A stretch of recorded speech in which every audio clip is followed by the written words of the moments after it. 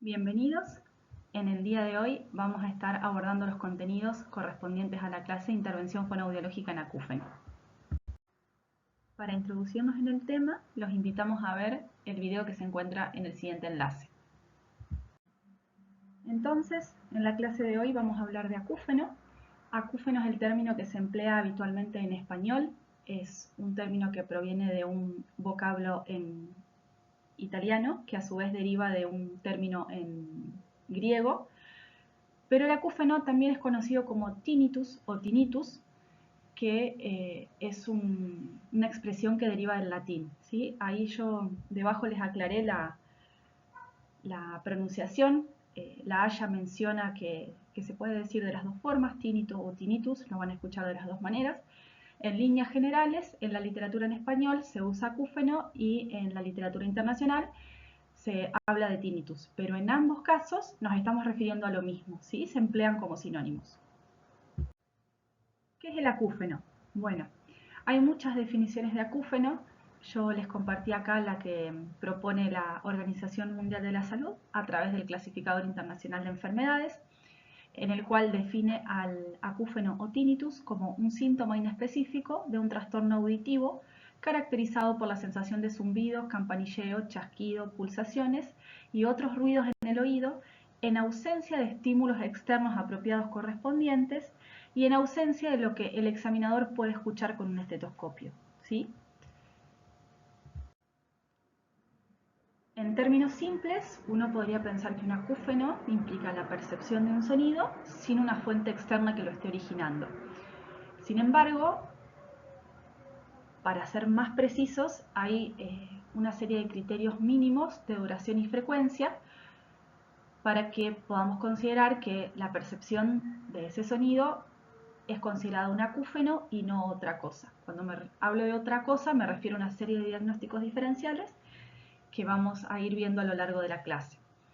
Entonces, respecto a la duración y la frecuencia, para que la percepción de un sonido sin una fuente externa que lo origine sea considerado acúfeno, tiene que tener una duración mínima de 5 minutos y debe presentarse la mayoría de los días de la semana. Vamos a adentrarnos entonces ahora sí en estos diagnósticos diferenciales que les mencionaba en la diapositiva anterior. Debemos diferenciar al acúfeno de lo que se conoce como ruido de oído transitorio, de las alucinaciones auditivas, las alucinaciones musicales y lo que se conoce recientemente como tinnitus disorder, cuya traducción sería trastorno de tinnitus. El ruido de oído transitorio es definido por Henry y colaboradores como la percepción de un sonido que generalmente es agudo, que se presenta de manera unilateral y concomitante con sensación de oído ocupado y un descenso de la audición. Ese sonido que se percibe no suele durar más de un minuto y esa percepción sonora junto con la sensación de oído ocupado y el descenso auditivo remiten luego de ese minuto y el paciente vuelve al estado de normalidad, digamos. Esto no debe confundirse con el acúfeno. El ruido de oído transitorio es una sensación que experimentan la mayoría de las personas, digamos, en algún momento de su vida o en varias oportunidades a lo largo de su vida y no tiene un carácter patológico. En cuanto a las alucinaciones auditivas, implican esencialmente la percepción de voces eh, que están generalmente asociadas a cuadros de esquizofrenia. Es importante hacer la diferenciación con el acúfeno. El acúfeno puede tener diferentes formas de presentación en relación a que puede ser un tono puro, puede ser un ruido, distintos tipos de ruido, un tono puro solapado sobre un ruido, pero no tiene esa percepción contenido verbal, ¿sí? Cuando la persona experimenta voces, estamos frente a una alucinación y no a un acúfeno. En el plano de lo auditivo existen otras alucinaciones, que son las musicales, que implican la percepción de música, como su nombre lo indica. Generalmente se presentan en personas que tienen importantes grados de pérdida auditiva, y si bien se dice que fisiológicamente pueden ser similares al acúfeno, no deben confundirse. Como mencionamos anteriormente, el acúfeno no tiene un contenido verbal o musical. Finalmente, hace algunos años se hizo una separación entre lo que es tinnitus y tinnitus disorder. Antes del 2021, cuando hablábamos de acúfeno o tinnitus, hablábamos de la percepción del sonido y de manera conjunta de una constelación de síntomas, sobre todo del orden emocional y cognitivo, como pueden ser miedo, angustia, ansiedad, hasta incluso depresión. Todo eso estaba bajo el paraguas de lo que se conocía como acúfeno. A partir del 2021, en una publicación internacional que reúne a reconocidos investigadores en el tema de diversas partes del mundo, se separó el tinnitus de lo que es el tinnitus disorder. La expresión tinnitus o acúfeno se limita a partir de ese momento pura y exclusivamente a la percepción sonora, desprovista del aspecto emocional, y se deja el tinnitus disorder, o se emplea la expresión tinnitus disorder para reunir no solo la percepción del sonido, sino toda esa otra constelación sintomática que los autores mencionan como angustia emocional, disfunción cognitiva y o excitación autónoma, que se traduce en cambios de comportamiento y discapacidad funcional. La separación entre tinnitus y tinnitus disorder o trastorno de tinnitus fue aceptada por la comunidad científica y tomada por la Organización Mundial de la Salud, a tal punto que tiene un código diferente, el trastorno de tinnitus, cuando uno lo busca en el clasificador internacional de enfermedades en relación al tinnitus. Con respecto a las clasificaciones de acúfenos, también hay varias clasificaciones.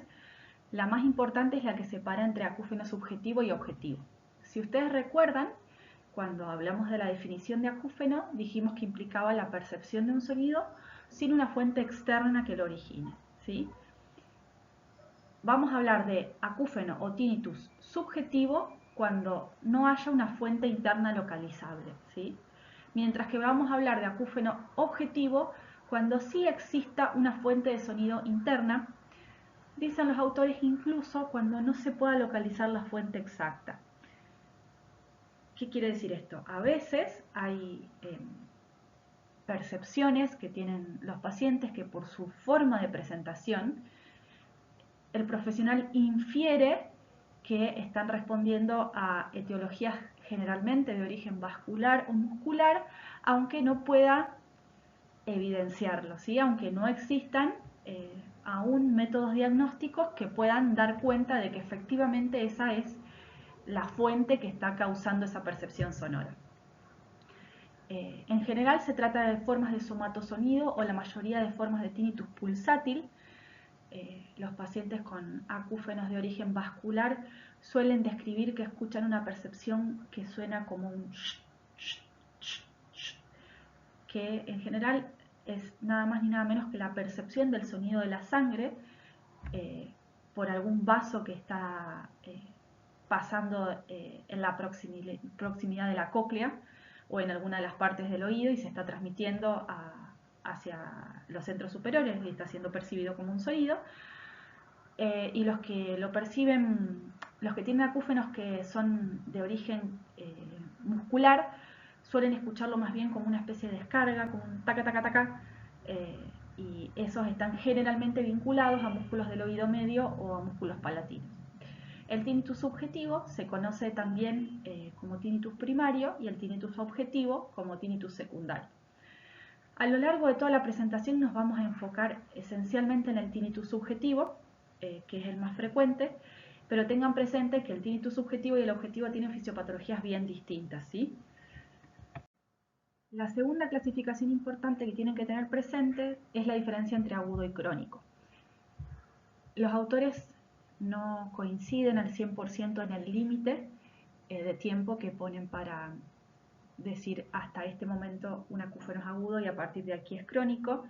En esta publicación internacional que vengo citando se ha acordado poner un límite de 3 meses, hasta 3 meses se considera tinnitus agudo, a partir de los 3 meses se considera crónico, pero los autores explican que es un límite más bien a fines pedagógicos, digamos, y por analogías con la teoría del dolor, pero que no hay una fuerte evidencia para delimitar, o sea, para tomar el criterio de 3 meses, 6 meses o el corte temporal que sea. Es aproximado. El acúfeno es un síntoma que tiene alta prevalencia, si bien la literatura varía en relación a los datos epidemiológicos, pero se estima que más o menos la prevalencia está comprendida entre un 12 y un 30%. Es más frecuente a medida que las personas crecen, a medida que envejecen, que aumenta la edad, y es más común en hombres que en mujeres. Con respecto a las etiologías, son múltiples las patologías que pueden cursar con acúfenos. En pantalla vemos un algoritmo propuesto por la Tinnitus Research Initiative, que fue traducido al español por las doctoras Legari y la doctora Hulchli, ambas argentinas. Y fíjense que lo primero que hacen para abordar el tema de las etiologías es separar entre acúfeno pulsátil y no pulsátil. Como vimos en las diapositivas anteriores, los acúfenos pulsátiles suelen tener orígenes ya sea vascular, tanto arterial como venoso, o muscular. Los acúfenos no pulsátiles pueden estar en combinación, digamos, siendo concomitantes a otros síntomas, y en función de esas constelaciones sintomáticas, los médicos evalúan e infieren las posibles etiologías. Cuando el acúfeno se presenta junto con una hipoacusia que se instala de manera repentina, la causa suele ser una hipoacusia súbita. Los acúfenos no solo acompañan las hipoacusias súbitas, sino que acompañan otras múltiples formas de hipoacusia. En el caso de las hipoacusias conductivas, las etiologías que pueden generar hipoacusia conductiva y acúfenos son, por ejemplo, la autoesclerosis, la otitis, las disfunciones tubarias. Dentro de las hipoacusias sensorioneurales, es muy frecuente que curse con acúfeno el trauma acústico y la hipoacusia inducida por ruido. El acúfeno también se puede presentar en el marco de síndromes que cursan con vértigo, y allí el médico hará el diagnóstico diferencial de Meniere u otras formas de hidrops, entre otras patologías. Puede cursar con cefalea y eso puede tener detrás etiologías de origen más bien neurológico. Puede estar en el marco de una constelación sintomática de algún trastorno psiquiátrico. Muy frecuentemente presentan acúfeno las personas que tienen alguna alteración en la zona cervical, en la zona de la musculatura cervical, o en la articulación temporomandibular. Y también los acúfenos se presentan en situaciones postraumáticas, ya sea por traumatismos de cráneo o también con mucha frecuencia posteriores a barotraumas, por ejemplo, ya sea porque el paciente experimentó recientemente un vuelo o una actividad de buceo. Ahora vamos a hacer una introducción a la fisiopatología del acúfeno. La fisiopatología del acúfeno es, a mi modo de ver, el corazón del tema, porque los investigadores coinciden en que entender la fisiopatología del acúfeno nos va a acercar a desarrollar tratamientos para los pacientes con este síntoma cada vez más eficientes, y a su vez para mí es importante para los clínicos para entender el alcance que pueden tener las alternativas terapéuticas disponibles actualmente para el abordaje de estos pacientes. La mayoría de los autores coinciden en que entre el 80 y el 90% de los casos de acúfeno hay algún nivel de pérdida auditiva detrás. Una pérdida auditiva que no siempre es evidente en la audiometría tonal convencional, porque de hecho no es raro ver pacientes que tienen acúfenos y un audiograma convencional dentro de límites normales, pero eso no es sinónimo de que no haya algún daño incipiente en el oído interno o en algún nivel de la vía auditiva, ¿sí? Entonces, frente a la hipoacusia, se produce una desaferentización. La desaferentización implica una reducción de la información auditiva que se envía desde la periferia a los centros superiores, que genera una alteración de la actividad eléctrica en alguno de los niveles de la vía auditiva, ¿sí? Paralelamente se produce lo que se conoce como disritmia tálamo-cortical. La disritmia tálamo-cortical es una comunicación errática o patológica entre el tálamo y la corteza auditiva que tiene como sustrato eléctrico una lentificación del ritmo de la actividad eléctrica de la corteza auditiva. Normalmente la corteza auditiva en reposo tiene una actividad de tipo alfa que se ralentiza hasta convertirse en actividad teta en la zona del área cortical correspondiente a la banda frecuencial que recibe menos información desde la periferia. Paralelamente, las áreas vecinas a esa porción de la corteza auditiva que ha sido desaferentizada aumentan su actividad eléctrica adquiriendo un ritmo de actividad eléctrica gamma.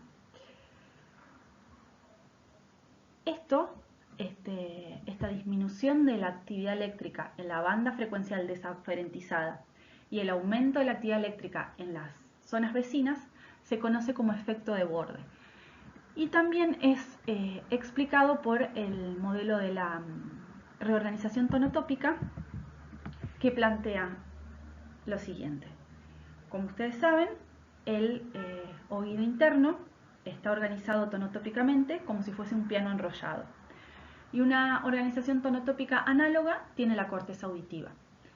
Lo que el modelo de la reorganización tonotópica plantea es que cuando se produce la pérdida auditiva, imagínense un caso típico de un escotoma en la frecuencia 4000 posterior a un trauma acústico, esa banda frecuencial deja de enviar información a los centros superiores y el área cortical correspondiente a decodificar la información proveniente de esa banda frecuencial, los 4000 Hz, toma la frecuencia de las áreas vecinas, ¿sí? Imagínense típicamente 3000 Hz, 6000 Hz. Eso se conoce como reorganización tonotópica, tiene como sustrato una alteración de la actividad eléctrica y eso se percibe como sonido. A su vez, para que esa percepción de sonido sea consciente, tiene que fallar otro mecanismo que se conoce como el mecanismo de cancelación descendente, que involucra una serie de áreas, como son una serie de estructuras como la amígdala, el cuerpo geniculado medial, el núcleo accumbens, el núcleo talámico reticular y la corteza prefrontal ventromedial. Ese conjunto de estructuras, cuando funciona de manera normal, impide que los sonidos que son repetitivos y que no tienen importancia para la persona sean conscientes. En el caso del paciente que percibe acúfeno, ese mecanismo también falla. Como consecuencia de toda esta desorganización, empiezan a vincularse estructuras del sistema límbico y del sistema autónomo, que son las que explicarían toda esa constelación sintomática que vimos que tiene el tinnitus disorder, el trastorno de tinnitus, como pueden ser la angustia, el miedo, la depresión, la ansiedad, la dificultad para concentrarse, la dificultad para sostener la atención y la disfunción cognitiva que mencionábamos al comienzo. En esta diapositiva les dejo una síntesis de lo que les estuve explicando en la diapositiva anterior. El tinnitus, asociado en la amplia mayoría de los casos con hipoacusia, puede ser generado por varios mecanismos relacionados con el oído interno. Estos cambios en la cóclea provocan una reducción de la información auditiva enviada desde el órgano periférico a las áreas centrales, que como les dije se conoce como desaferentización, lo que conduce a una alteración de la actividad eléctrica en distintos niveles del sistema auditivo. La desaferentización produce además una disritmia tálamo-cortical caracterizada por una interacción resonante entre el tálamo y la corteza auditiva que se vuelve patológica. Específicamente, el ritmo alfa de la actividad encefalográfica dominante en estado de reposo se ralentiza hasta convertirse en actividad teta y el borde del área lesionada comienza a mostrar actividad gamma. Esto se conoce como efecto de borde y también es explicado por la reorganización tonotópica, ya que el área cortical correspondiente tonotópicamente a la banda frecuencial alterada en el oído interno cambia su frecuencia característica por la frecuencia de las áreas vecinas. Esa alteración de la actividad eléctrica se hará consciente y se percibirá como sonido si falla el mecanismo de cancelación descendente. Los sistemas límbicos y autónomos pueden influir en la percepción del tinnitus, aumentando o disminuyendo la molestia asociada según la significancia emocional atribuida al sonido. Y aquí les agrego algunos modelos más recientes que sugieren que la alteración de la codificación predictiva del cerebro podría llevar a una cronificación del tinnitus, especialmente cuando el sistema no puede corregir los errores de predicción generados por la pérdida auditiva, y los modelos más actuales que proponen que la percepción del tinnitus involucra la interacción de redes cerebrales que manejan la autorrepresentación, la relevancia conductual y las funciones cognitivas. En los años anteriores hacíamos un recorrido muchísimo más profundo de la fisiopatología, en donde íbamos abordando cada uno de los modelos teóricos, que se los presento aquí en esta línea histórica. Inicialmente se creía que el acúfeno era un problema circunscripto al oído, y dos de los autores más importantes en el marco de este modelo son Moller con su publicación del 84 y Escherman con su publicación del 90. En 1990 aparece un modelo que revolucionó la comprensión del acúfeno, que es el modelo neurofisiológico de Jastrebov. Jastrebov es el primero que menciona la participación del sistema autónomo y el sistema límbico en la percepción del tinnitus, y el que comienza a explicar la constelación sintomática emocional asociada a la percepción del sonido. En el 98 aparece de la mano de Mühlnickel en Alemania el modelo de reorganización tonotópica que les mencionaba recién, y en el 99 el de disritmia tálamo-cortical de la mano de Linas y colaboradores. Luego, entre 2003 y 2010 y 2011 más o menos, aparecen otros tres modelos. El modelo de los cambios de la sincronía neural y el del aumento de la ganancia central están muy emparentados. De hecho, fíjense que Noreña es uno de los autores que está en ambos modelos. Básicamente son modelos que explican las distintas formas de alteración de la actividad eléctrica, ya sea por aumento de la actividad eléctrica, cambios en la sincronía neural, en las tasas de disparo de las neuronas, entre otros. Y en el 2010 aparece el modelo de fallas en el mecanismo de cancelación de ruido descendente que también vimos, de la mano de Rauschker.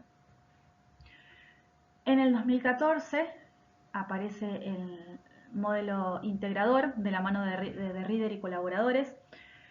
Yo en los globitos les fui poniendo las banderas del primer autor, pero en ese artículo está incluida Ana Belén Elgoyen, que es una investigadora argentina muy reconocida en este tema, y ellos lo que tratan de hacer, como el nombre del modelo lo indica, es integrar los aportes de los modelos anteriores. En 2016, con la publicación de Sedley et al., entre otros, aparece el modelo de codificación predictiva, que es un modelo más bien teórico, aplicado al funcionamiento del cerebro en general, que se extrapola a la comprensión del acúfeno, que básicamente entiende el cerebro como una máquina que hace predicciones y que compara la información que tiene a partir de la experiencia con la información que recibe, y a partir de ahí registra si tiene o no error de predicción e intenta resolverlo.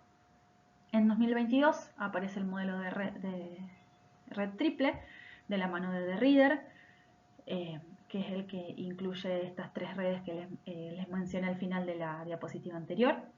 Y muy recientemente, 2024, Wang y Bao plantean un modelo de neuroinflamación, que es un modelo esencialmente químico. Para quien le interese este tema y profundizar respecto de la evolución histórica de los modelos fisiopatológicos, próximamente le vamos a estar compartiendo a través del aula un flyer con información respecto a un seminario que voy a dictar durante el mes de septiembre en la UTN acerca de este tema. Así que a quien le interese profundizar se podrá sumar. Bien, una vez recorrida la parte más teórica del tema, vamos a adentrarnos en la parte más clínica. A partir de ahora vamos a empezar a ver la evaluación. En el caso del abordaje de los pacientes con acúfenos, es condición sine qua non hacerlo en el marco de un equipo interdisciplinario.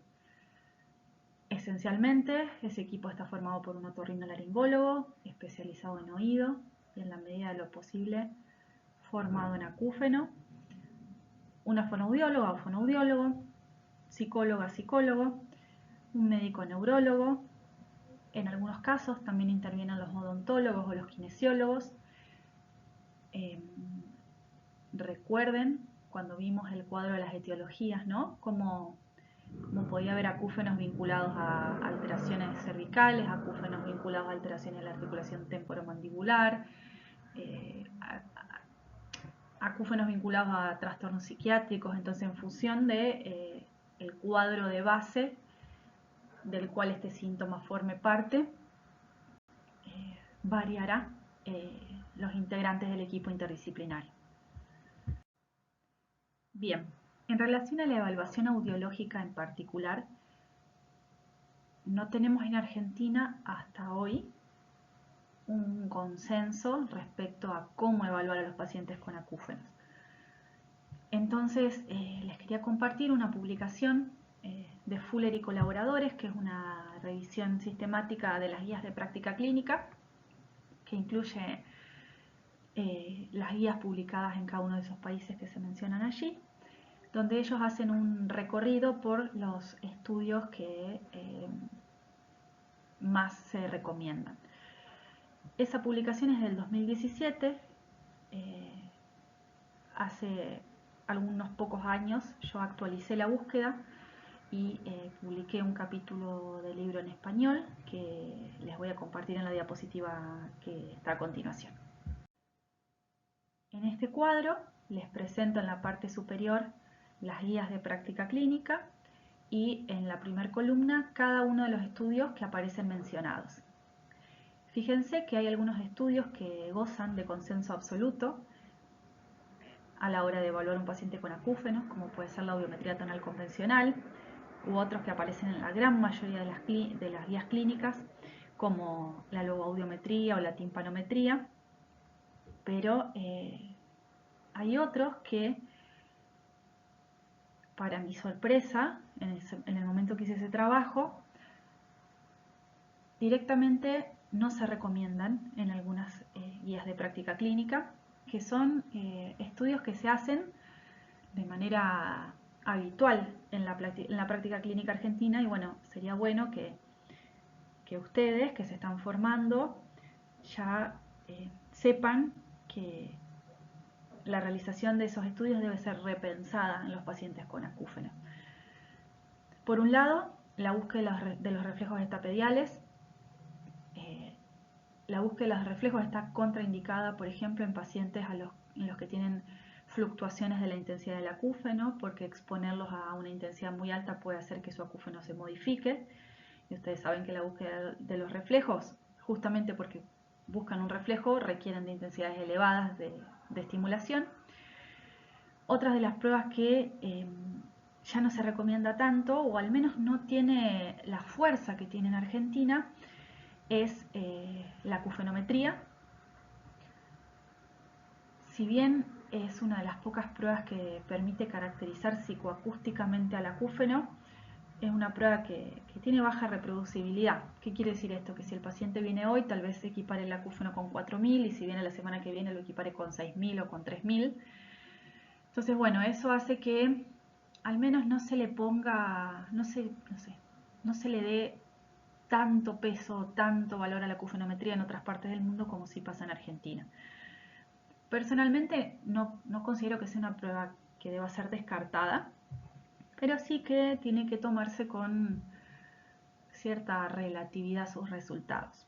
Y otra de las pruebas que aparece con cierto resguardo es la búsqueda de los umbrales de incomodidad, porque bueno, también utiliza intensidades elevadas de estimulación, y el motivo por los que debe buscarse con cuidado es el mismo que el de los reflejos estapediales. Entonces, si tuviésemos que presentar una evaluación audiológica básica en un paciente con acúfenos, diría que le vamos a hacer una audiometría tonal convencional para conocer cómo están sus umbrales, una logoaudiometría para caracterizar sus posibilidades de discriminación de palabras, una timpanometría. Los reflejos estapediales los haremos en caso de que sea extremadamente necesario, y siempre y cuando no haya fluctuaciones, o sea, el paciente no tenga un acúfeno que fluctúe en intensidad. La acufenometría con el resguardo que les mencioné antes y lo mismo para los umbrales de incomodidad. Y además de la evaluación audiológica básica, hay una serie de pruebas que forman parte de lo que se conoce como evaluación audiológica complementaria, pero que realmente brindan mucha información en ciertos casos puntuales. Por ejemplo, la audiometría de alta frecuencia, que evalúa el rango frecuencial comprendido entre 9000 y 16.000, 20.000 Hz según las posibilidades de cada equipo. Y la audiometría de alta frecuencia es una prueba especialmente sensible a los primeros daños auditivos. El punto en contra que tiene, digamos, es que no hay umbrales de normalidad ampliamente aceptados en ese rango de frecuencias. Entonces eso hace más difícil valorar la patología, porque si no sabemos exactamente qué esperar como normal, no podemos de algún modo ponerle el sello a que determinada reducción de la audición o determinada disminución de los umbrales es patológica, pero sí es un estudio que nos da información, sobre todo cuando hay una disminución importante en ese rango frecuencial, o sea, cuando ya no está en duda si es normal o no, y también para hacer seguimiento en un mismo paciente. Por otro lado, las autoemisiones acústicas, las transitorias, las productos de distorsión, las de alta frecuencia y la prueba de supresión contralateral. Cuando hacemos las autoemisiones en el marco del abordaje de los pacientes con acúfenos, es importante pensarlas no solo en términos de screening, ¿sí? Si pasa o no pasa, sino ver sobre todo la amplitud, la relación señal-ruido. A veces el autoemisor nos tira el pasa porque cumple con los criterios para que superar ese límite, digamos, pero cuando uno ve en detalle la amplitud de la respuesta del oído está reducida, hay una mala relación señal-ruido, entonces son indicadores que nos estarían mostrando que hay incipientes daños auditivos, aunque tal vez no se traduzcan en un aumento de los umbrales en la audiometría tonal convencional. En lo que respecta a transitorias y productos de distorsión, los productos de distorsión suelen dar más información por la especificidad frecuencial que tiene el tipo de estímulo que usan, pero a la vez las transitorias son más sensibles a las pérdidas auditivas mínimas, digamos. Entonces cada una aporta información desde un lugar distinto. Por supuesto, si contamos con un autoemisor de alta frecuencia sería ideal para tener información de las autoemisiones de esa banda frecuencial. Y la supresión contralateral de autoemisiones, que si bien está en estudio, cómo se esperaría que dé esta prueba, en líneas generales se espera que haya una menor supresión contralateral de autoemisiones en los pacientes con acúfenos respecto de las personas sin acúfeno, al menos en las transitorias. La producto de distorsión, las investigaciones muestran resultados más contradictorios, pero en las transitorias hay una tendencia a pensar que un paciente con acúfeno suele presentar una supresión contralateral de autoemisiones reducida, un peor funcionamiento del sistema eferente medial, digamos. Bien, y después otra serie de pruebas, la electrococleografía, los potenciales evocados, la evaluación del procesamiento auditivo central y la evaluación vestibular en función de, como vinimos viendo hasta ahora, los síntomas concomitantes, ¿sí? Cuál sea el cuadro de base dentro del cual ese acúfeno está siendo parte del grupo de síntomas. Y luego mencionarles que hay una serie de instrumentos específicos para la evaluación del acúfeno, que son el cuestionario historial de acúfenos, el THI, Tinnitus Handicap Inventory, y la escala visual analógica, conocida como escala EVA. Bien, el cuestionario historial de acúfenos no es más ni menos que una especie de anamnesis dirigida. Este instrumento en particular fue propuesto por la Tinnitus Research Initiative. Yo elegí este para traerles, hay muchos instrumentos que funcionan como anamnesis para los pacientes con acúfenos. Opté por este porque está traducido al español por Ana Belén Elgoyen, que es argentina, que se las mencioné antes en el modelo integrador. Bueno, tiene muchas preguntas el cuestionario historial de acúfenos. Allí al pie de la diapositiva yo les dejo el enlace por si quieren entrar a mirarlo. Al principio hay datos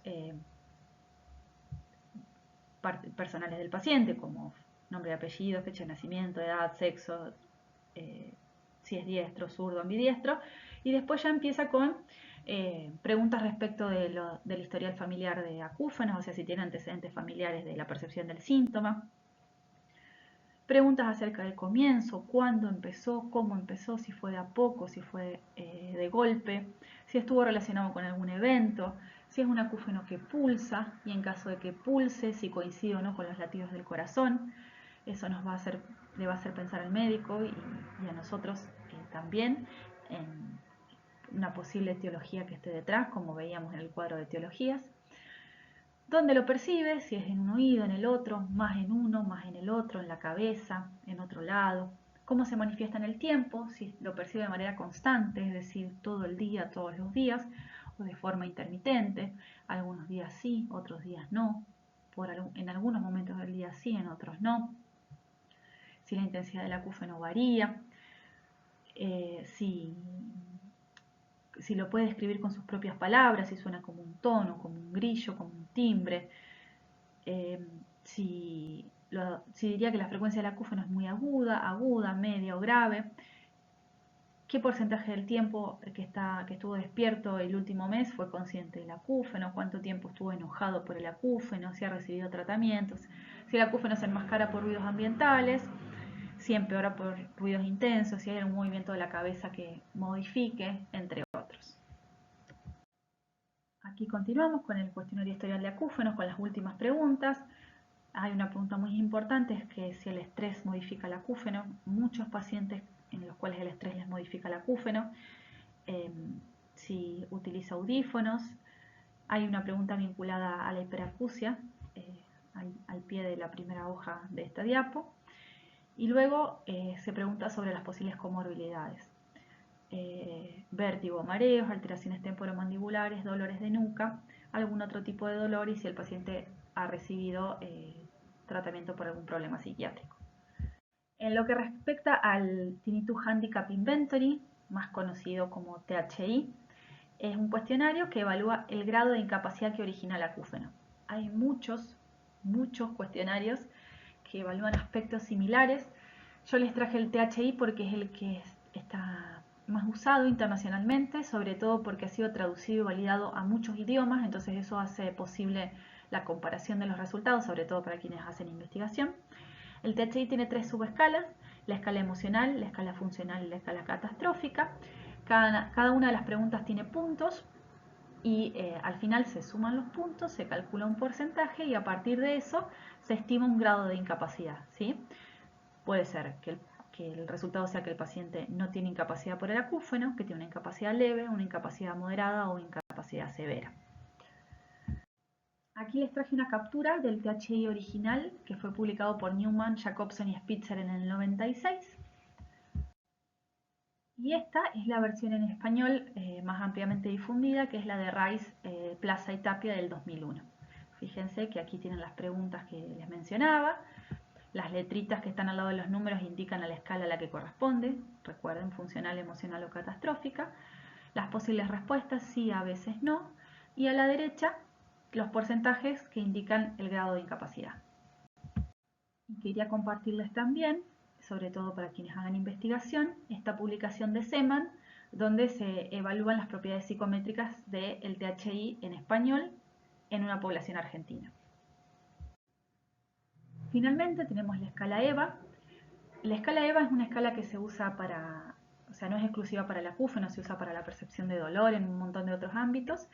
Básicamente representa un rango de puntajes que va desde el 0 al 10. El 0 estaría en la parte celeste y el 10 en la parte naranja fuerte o roja.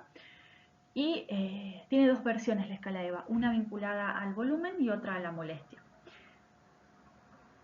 El uso de esta escala no está protocolizado. En términos prácticos, lo que uno le pregunta al paciente o lo que le pide es que si piensa en el volumen con el que escucha su acúfeno, es decir, cuán fuerte lo escucha y se imagina que en el extremo azul es un acúfeno prácticamente imperceptible y en el extremo rojo es un acúfeno muy fuerte, que señale dónde ubicaría su acúfeno. Y lo mismo para la molestia. Si en el extremo azul es un acúfeno que prácticamente no se siente, no molesta, y en el extremo rojo tenemos un acúfeno que es insoportable, incompatible con la vida, ¿dónde ubicaría su acúfeno? Estos instrumentos, tanto el THI como la escala EVA, se suelen aplicar antes de los tratamientos y luego de los tratamientos como una medida de la efectividad. Ahora vamos a introducirnos en el mundo de los tratamientos para los pacientes con acúfenos.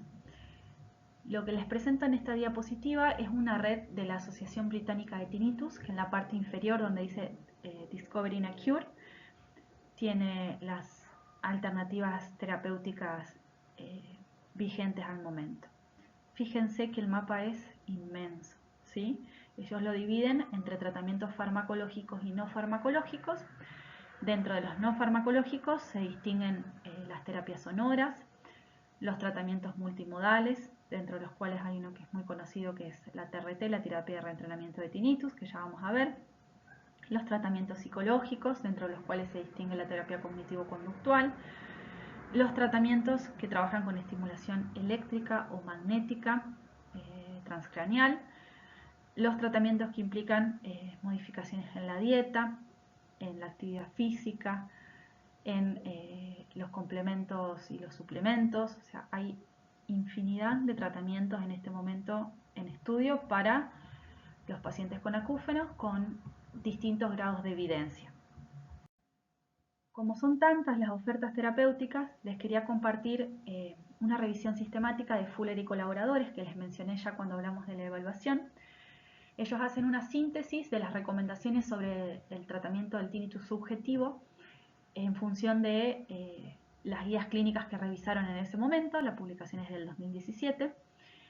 Ellos dicen que todas las guías clínicas incluidas en la revisión coinciden en que hay que informar al paciente sobre el tinnitus, sobre los mecanismos fisiopatológicos y las opciones de tratamiento existentes.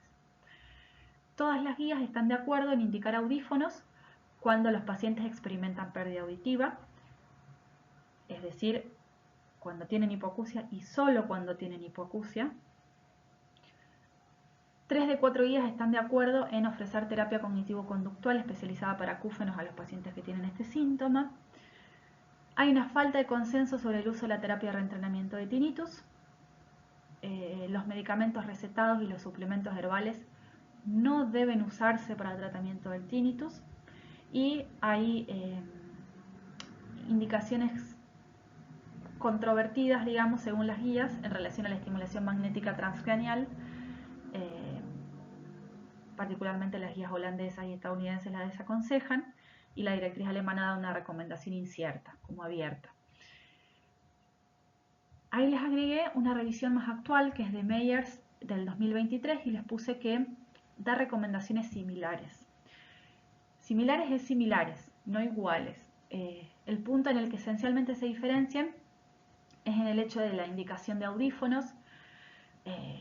De la lectura de la guía de Fuller se entiende que todo paciente con hipoacusia debería ser equipado, todo paciente con hipoacusia de acúfeno, ¿no? Debería ser equipado.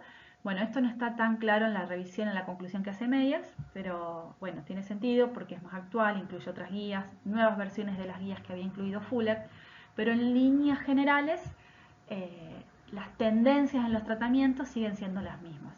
Hay un fuerte apoyo para la terapia cognitivo-conductual orientada a acúfenos y, en segundo lugar, la terapia de reentrenamiento de tinnitus. Entonces, como son esos dos los tratamientos más recomendados, vamos a introducirnos ahora brevemente en la terapia cognitivo-conductual especializada para acúfenos. En esta diapositiva les marco dónde estaría ubicada la TCC, que es bajo el paraguas de los tratamientos psicológicos. La TCC ha adquirido mucha fuerza en el abordaje de los pacientes con acúfenos porque se ha demostrado que los efectos secundarios que produce el síntoma dependen más de las propiedades psicológicas que de las acústicas en sí. En otras palabras, el grado en que el acúfeno impacta en la calidad de vida del paciente depende más de las estrategias psicológicas que pueda haber armado para afrontarlo que de el tipo de sonido que percibe, ¿sí? Entonces, en este sentido, la TCC tiene como objetivo principal reducir el impacto que tiene el acúfeno en la calidad de vida del paciente, en lugar de cambiar directamente el volumen del sonido percibido. La terapia cognitivo-conductual, como su nombre lo indica, es una combinación de la terapia cognitiva y la terapia conductual. La terapia cognitiva se refiere esencialmente a los pensamientos vinculados a la percepción del acúfeno y la terapia conductual a los comportamientos que se generan como consecuencia. En otras palabras, lo que se busca es tratar de resetear esas asociaciones anómalas que se dan entre pensamientos negativos y la percepción del síntoma, que se traducen en un compromiso, en una reducción de la calidad de vida del paciente. En términos sencillos, la TCC se propone transformar al acúfeno, que es un problema abrumador para el paciente, en algo mucho más compatible con la vida cotidiana. Se puede impartir bajo distintas modalidades, ya sea individual o grupal, presencial o remota. La duración de las sesiones suele ser de 1 o 2 horas, con una frecuencia de 1 vez por semana, y el tratamiento en líneas generales dura entre 8 semanas y 24 semanas, obviamente según cada caso en particular. Una cuestión importante vinculada a la TCC es quién es el profesional que debería administrar este tipo de terapia. En una revisión de Landry y colaboradores del 2020 dice que la TCC fue administrada por psicólogos en la mayoría de los países, pero que en algunos casos es administrada por audiólogos. Por supuesto, como dijimos antes, siempre en el marco de un equipo interdisciplinario, no de manera aislada, y los autores plantean que se requieren más estudios para establecer el modelo más óptimo de administración de esta terapia y más capacitación, porque hay muy pocos profesionales formados en TCC orientada específicamente a acúfenos. La Asociación Americana de Tinnitus dicta en la actualidad cursos de formación en TCC para audiólogos. Vamos a introducirnos ahora a la terapia de reentrenamiento de tinnitus, conocida como TRT. La TRT está en el mapa de tratamientos de la Asociación Británica de Tinnitus bajo el paraguas de los tratamientos multimodales. Como les dije, cuando hablamos de fisiopatología, la preocupación de los investigadores por comprender la fisiopatología del acúfeno está directamente relacionada con la oferta de alternativas terapéuticas, y en el caso de la TRT se desprende directamente del modelo neurofisiológico de Jastrow. El objetivo de la TRT es lograr que el paciente se habitúe al acúfeno. En su publicación del 2004, donde presentan el modelo de implementación de la TRT, Jastrow y Hassel hablan de 2 tipos de habituación: habituación de la reacción y habituación de la percepción. Si recuerdan, cuando vimos la fisiopatología del acúfeno, vimos que se involucraba el sistema límbico y el sistema autónomo, que eran los que estaban detrás de la percepción de los síntomas de orden más psicológico, emocional y cognitivo. La habituación de la reacción implica que a través de la terapia se logre reducir la participación del sistema autónomo en la percepción del acúfeno. Y la habituación de la percepción implica que ese sonido, es decir, esa alteración de la actividad eléctrica de base que vimos que sucede como consecuencia de la desaferentización, no alcance la corteza auditiva, es decir, no se haga consciente. La TRT tiene 2 componentes básicos: el asesoramiento, popularmente conocido como counseling, y la terapia sonora. Aquí les comparto el protocolo básico de la TRT. Una de las fortalezas de la TRT es que es una terapia muy organizada y protocolizada. Cuando uno lee el libro de Jastrow y Hassel se indica paso a paso cómo aplicar este tratamiento. Entonces, en el protocolo básico ellos mencionan un primer contacto introductorio, básicamente donde se lo cita al paciente, una visita inicial donde se hace una anamnesis, en donde se recaban datos respecto de los antecedentes del acúfeno, de la hiperacusia y de la hipoacusia, una evaluación audiológica, una evaluación médica, una evaluación a la que se le asigna una categoría de tratamiento al paciente, el asesoramiento o counseling que veíamos recién, donde se hace una introducción a la terapia sonora, la adaptación de instrumentos si corresponde y el asesoramiento sobre su uso, luego visitas de seguimiento a modo de control y el cierre del tratamiento. Aquí les comparto la entrevista inicial de la TRT, que sería análogo al cuestionario historial de acúfenos que vimos antes. Las preguntas son muy similares, las pueden consultar en la publicación que aparece al pie de la diapositiva. En cuanto a la evaluación audiológica propuesta en el marco de la TRT, los autores plantean que es esencial hacer una audiometría tonal, una logo, y para ellos son muy importantes los umbrales de molestia.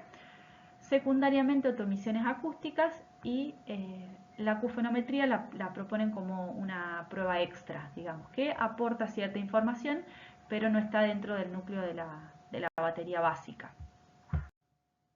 El punto de la evaluación médica es muy importante. El objetivo principal de la evaluación médica es detectar cualquier problema de salud que pueda causar, contribuir o tener un impacto en el tratamiento del acúfeno. Y a su vez la evaluación médica es necesaria para excluir problemas otológicos y otros problemas médicos que puedan requerir atención o remisión. La TRT sin una evaluación médica adecuada puede eliminar el acúfeno como síntoma y retrasar el tratamiento adecuado de una afección subyacente. Esto es muy importante. Con esto no quiero transmitirles miedo, pero sí responsabilidad a la hora de abordar a un paciente con acúfenos. El acúfeno puede estar siendo síntoma de una hipoacusia que tal vez sea consecutiva a una etiología que no compromete en mayor medida la vida del paciente, pero también puede estar siendo un indicador de una afección que realmente pone en compromiso la salud del paciente, como puede ser un tumor del nervio auditivo u otras etiologías que realmente requieren un abordaje médico rápido, oportuno y una intervención. Entonces, si nosotros hacemos un tratamiento sintomático sin una buena evaluación médica de base, podemos estar demorando ese diagnóstico médico y realmente haciendo una intervención que sea iatrogénica para el paciente. Una vez realizada la evaluación médica y la evaluación audiológica, como vimos en el protocolo básico, en la propuesta de la TRT se categoriza al paciente, se lo ubica en una categoría de tratamiento en función de el nivel de severidad del acúfeno, si tiene o no hiperacusia, si tiene o no hipoacusia y si presenta empeoramiento del acúfeno cuando es expuesto a un sonido. Aquí les presento las categorías para el tratamiento. La categoría 0 incluye a los pacientes que tienen bajo nivel de gravedad de tinnitus y el tinnitus tiene un impacto relativamente bajo en la vida del paciente. Y esta categoría también incluye pacientes con experiencia muy reciente de acúfenos que no han recibido asesoramiento negativo, es decir, que no han recibido ninguna de esas consultas en las que los profesionales les dicen que no hay nada para hacer con el síntoma y ese tipo de cosas. En la categoría 1 se incluyen los pacientes que tienen un tinnitus de alta gravedad como queja predominante y que no tienen otros problemas auditivos vinculados. En la categoría 2, los pacientes que tienen acúfeno y pérdida auditiva. En la categoría 3, los que tienen hiperacusia con o sin acúfeno.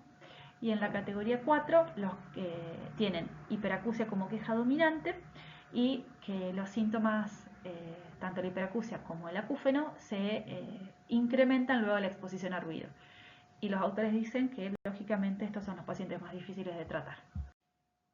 En esta diapositiva retomo la representación gráfica del modelo neurofisiológico de Jastrow, que la veremos con quienes asistan al seminario, donde el autor plantea que normalmente hay una fuente auditiva periférica que envía información a los centros superiores, que atraviesa un primer nivel de procesamiento subconsciente que implica la detección y el procesamiento de esa señal. Normalmente, cuando es una señal que no tiene importancia para la vida del paciente, para la situación particular del paciente, ellos dan el ejemplo que me parece muy gráfico de el ruido de la heladera. Cuando eso sucede, cuando es un sonido que no tiene importancia, se produce la habituación, ¿sí? No alcanza los centros superiores, entonces no se hace consciente y no se involucra en el sistema nervioso autónomo y el sistema límbico. En el caso del acúfeno, que complica la calidad de vida del paciente, sí alcanza la corteza auditiva, sí se hace consciente y sí se relaciona el sistema límbico y el sistema autónomo. Entonces, lo primero que hace el counseling es tratar de reclasificar al acúfeno a la categoría de estímulo neutral, dicen ellos, ¿sí? En términos simples, lograr que el acúfeno se vuelva como el ruido de fondo de la heladera, eliminando la connotación negativa que tiene para permitir así que se produzca la habituación. Y acá les dejo en detalle en qué consiste el asesoramiento counseling. Los autores explican que inicialmente se le explican al paciente los resultados de sus pruebas auditivas, se explican las funciones básicas del sistema auditivo, las reglas básicas de percepción, incluido el impacto del contraste en la señal de la intensidad. Ellos dan ejemplos muy gráficos en el libro, por ejemplo, cómo la luz de una vela es mucho más visible cuando está en la oscuridad que cuando está en un ambiente que tiene luz. Entonces, eso lo hacen para explicar luego por qué funciona el enriquecimiento sonoro, digamos, cómo el acúfeno es mucho más evidente en un ambiente silente que cuando hay ruido en el ambiente. Bueno, presentación de los conceptos básicos de la función cerebral y las interacciones de varios sistemas diferentes en el cerebro, la relación de estos conceptos con ese paciente en particular, explicar por qué el tinnitus y la hiperacusia crean problemas tan profundos, explicar la base teórica de la habituación y cómo se puede lograr. Estos son puntos muy interesantes porque a veces se le cuestiona a Jástrebov la simpleza de su modelo fisiopatológico, que bueno, que es cierto que no es muy exhaustivo, pero hay un reconocimiento que hace Baula y que a mí me parece muy interesante, que es que dice que teniendo en cuenta que el modelo neurofisiológico de Jástrebov fue pensado esencialmente para esto, para asesorar a los pacientes, tiene sentido que sea simple, a pesar de que para quienes hacemos investigación no sea lo suficientemente explicativo del síntoma. Bien, finalmente discutir con el paciente sobre los posibles tratamientos propuestos, incluido la participación del sonido, y responder a las dudas adicionales que el paciente pueda tener. Y particularmente el otro componente de la TRT, que es la terapia sonora, tiene como objetivo principal disminuir la fuerza de la señal del acúfeno dentro del cerebro. Concretamente, la terapia sonora busca disminuir el alcance de la señal y el nivel de excitación en los centros auditivos subcorticales, las áreas corticales y los sistemas nerviosos límbicos y autónomos. La terapia sonora busca dos objetivos en concreto: evitar el silencio y enriquecer el entorno sonoro. Hay dos enfoques a través de los cuales se puede implementar la terapia sonora, ya sea sumando sonidos adicionales a partir de generadores de sonido o amplificando los sonidos ambientales naturales del lugar donde está el paciente a través de audífonos. El tipo de asesoramiento y los instrumentos que se elijan van a depender de las categorías de tratamiento que vimos anteriormente, ¿sí? O sea, en función de la categoría de tratamiento a la que se le asigna al paciente, se aplicará un tipo de tratamiento específico, una forma de implementación del tratamiento particular. Bien, como pueden ver acá, tenemos para cada una de las categorías las diferentes formas de implementación de la TRT. Para la categoría 0, que era la que presentaba síntomas leves o recientes, proponen los autores que simplemente con el asesoramiento, el counseling y un seguimiento es suficiente. Cuando ya a esos síntomas leves se le suma pérdida auditiva, se agrega el equipamiento con audífonos. En la categoría 1, que es un acúfeno con alto impacto, ellos plantean asesoramiento más generador de sonido más seguimiento. En la categoría 2, que tiene acúfeno más pérdida auditiva pero sin hiperacusia, plantean el counseling con el foco en la pérdida auditiva, más el audífono para la hipoacusia, más el generador de sonido y el seguimiento. En la categoría 3, que tiene hiperacusia, pero sin que empeore por la exposición a ruido prolongado, se propone el counseling, pero con el foco en este caso en la hiperacusia, más el generador de sonido, que en este caso va a estar destinado esencialmente a tratar la hiperacusia a través de las terapias sonoras de desensibilización que plantean ellos en el marco de la TRT, más el seguimiento. En la categoría C3.2, que es similar, pero con hipoacusia, se suma el audífono. En la categoría C4, que es la que tiene empeoramiento prolongado de tanto del acúfeno como de la hiperacusia por exposición a sonido, se plantea el asesoramiento con foco en la hiperacusia, más el generador de sonido, con la terapia de desensibilización a niveles muy bajitos y el seguimiento. Y la categoría 4/2 plantea el asesoramiento con foco en la hiperacusia, más el audífono, ¿no? Más el generador de sonido, con la terapia de desensibilización a niveles muy bajos y seguimiento. En cuanto al enriquecimiento sonoro, el sonido utilizado, los autores plantean que debe ser neutro. Ni desagradable, pero tampoco demasiado excitante o agradable, ni intrusivo, ni molesto. Dicen que tiene que ser un sonido que sea fácil de ignorar. En líneas generales, los sonidos más elegidos por los pacientes son los sonidos de la naturaleza o el ruido de banda ancha. El tiempo de exposición del sonido es un punto que ha generado controversia a lo largo del tiempo respecto de la propuesta de la TRT. Inicialmente ellos proponían que el sonido a través del generador de sonido debería estar activado de forma continua, o sea, 24 horas al día, los 7 días de la semana. La realidad es que eso en la práctica no es así. Hay poco escrito respecto a cuánto tiempo los profesionales indican el uso de los generadores de sonido. En Argentina, en general, no suele ir más allá de las 2 horas por día. Un punto muy importante es la intensidad a la que se le pone el sonido al paciente a través del generador de sonido.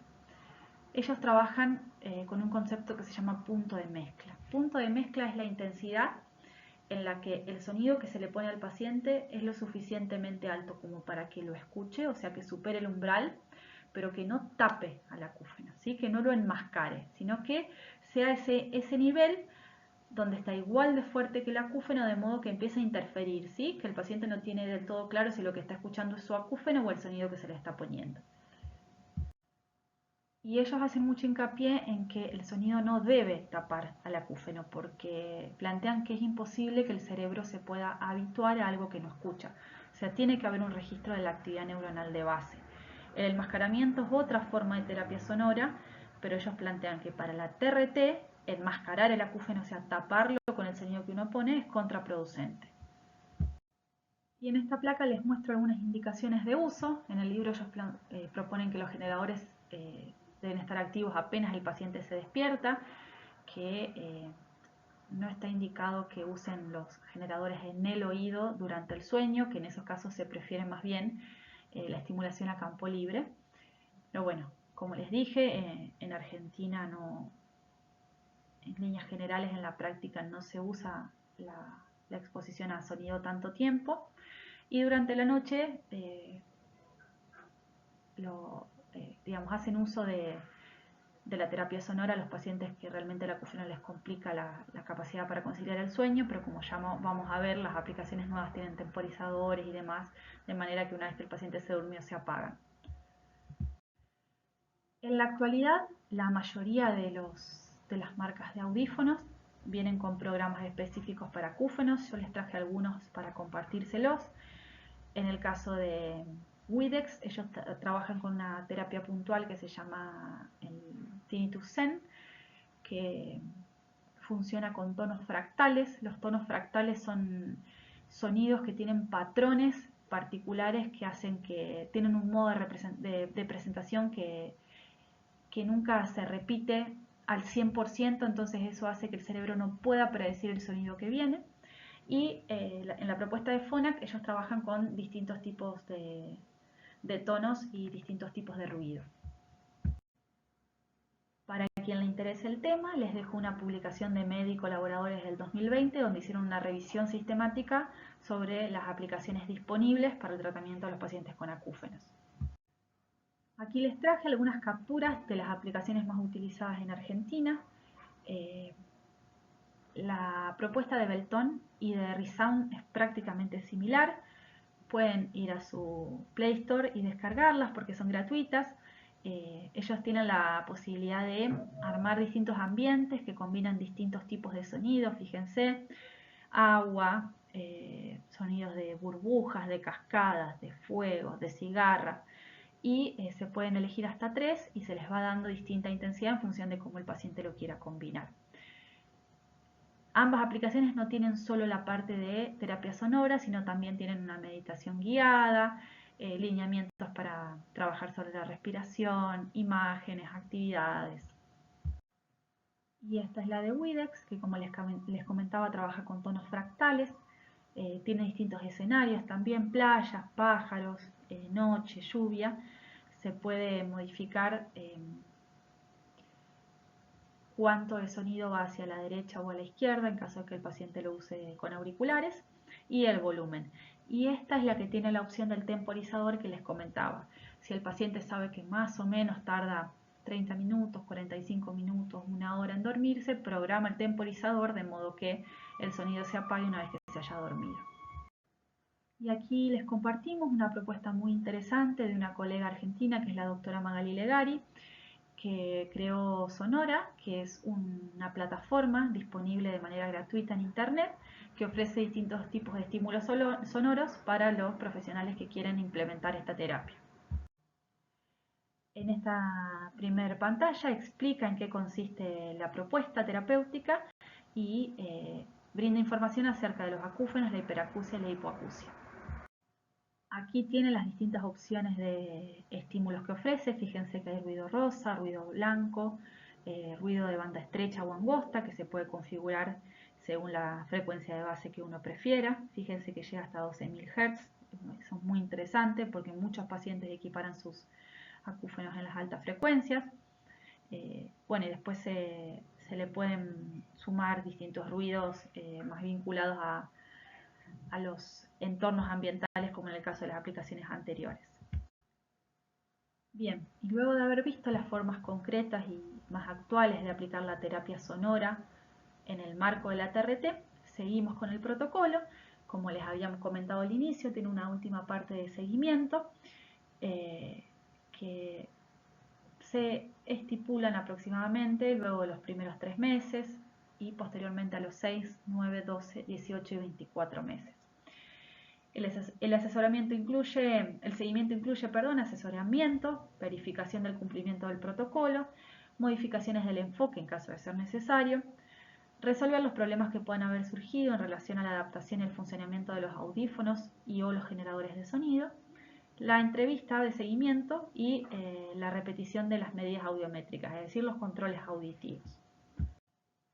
Y en esta diapositiva se integra el counseling con la terapia sonora en el marco del modelo fisiopatológico.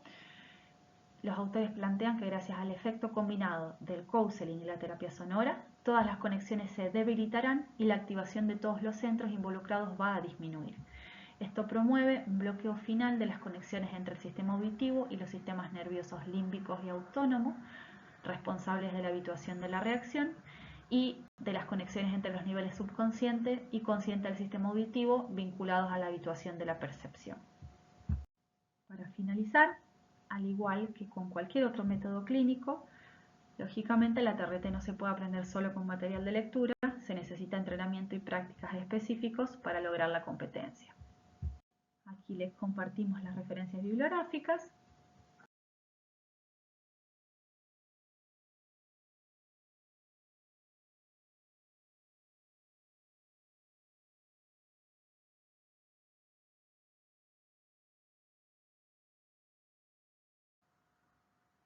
Bueno, espero que la clase les haya gustado. Intenté ser lo más clara que pude en la explicación de los conceptos. Espero que se hayan entendido. Cualquier duda, les dejo mi correo electrónico por si me quieren hacer consultas.